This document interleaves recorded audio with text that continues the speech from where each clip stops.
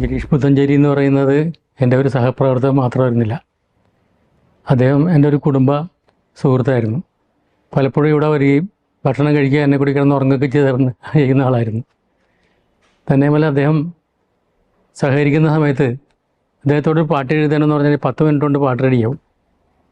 ചെറിയ കറക്ഷൻസ് പറഞ്ഞാൽ അപ്പം തന്നെ വീണ്ടും റെഡിയാവും. ഒരു വാക്കിൻ്റെ അളവ് മാറ്റി വേറൊരു അളവിലുള്ള തന്നെ ഞാൻ എൻ്റെ അളവ് ഇതല്ല എന്ന് പറഞ്ഞിട്ടുണ്ടെങ്കിൽ ഒരു 4-5 വാക്കുകൾ അതേ മീനിങ് ഉള്ളത് അപ്പം തന്നെ വെച്ച് വരും പുള്ളി. അത്രയ്ക്ക് ടാലൻറ്റഡ് ആയിട്ട് ആളായിരുന്നു. പദസ്വാധീനം എന്ന് പറഞ്ഞാൽ അദ്ദേഹത്തിനുള്ള പോലെ വേറെ ആർക്കും ഞാൻ കണ്ടിട്ടില്ല. തന്നെയുമല്ല, അദ്ദേഹം തേന്മാവും കുമ്പത്തിൻ്റെ സമയത്ത് ടേക്കിൻ്റെ സമയത്ത് പറയണ്, ആ ചരണത്തിൻ്റെ എൻഡിൽ ടണ്ടടൻ ടണ്ടടൻ ടണ്ടടൻ ടണ്ടടൻ ടണ്ടടൻ ടണ്ടടൻ ടണ്ടടൻ ടണ്ടം എന്നൊരു സാധനം എഴുതണം എന്ന് പറഞ്ഞിട്ടുണ്ടെങ്കിൽ അപ്പം തന്നെ 2 സെറ്റ് എഴുതരും. അപ്പോൾ എനിക്ക് വളരെ അത്ഭുതമായിരുന്നു.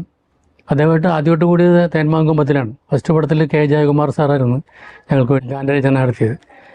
അപ്പോൾ ഇത് തുടങ്ങിയപ്പോഴത്തേക്കും തേന്മാവും കുമ്പത്തിൻ്റെ സമയത്ത് മൊത്തം കള്ളിപ്പൂങ്കൂൽ എന്നുള്ളതിൻ്റെ തുടക്കം വേറെ ആയിരുന്നു. ടേക്കിൻ്റെ സമയപ്പോഴാണ് ഞാൻ പറഞ്ഞത് കള്ളിപ്പൂങ്കൂൽ എന്നുള്ളത് ആ കന്നി തേനുണ്ടെന്ന് വരുന്നത്. അപ്പോൾ അത് മാറ്റിയിട്ട് നമുക്ക് വേറെ എന്തെങ്കിലും വിളിയായിട്ട് തുടങ്ങുന്നു. അപ്പോൾ തന്നെ വേറെ എഴുതുന്നു. അപ്പോൾ അങ്ങനെ പുള്ളിക്ക് എന്ത് വേണമെങ്കിലും ഇൻസ്റ്റൻ്റായിട്ട് ചെയ്യാനറിയാവുന്ന ഒരാളും അതിനുള്ള കഴിവുള്ള ആളുമായിരുന്നു.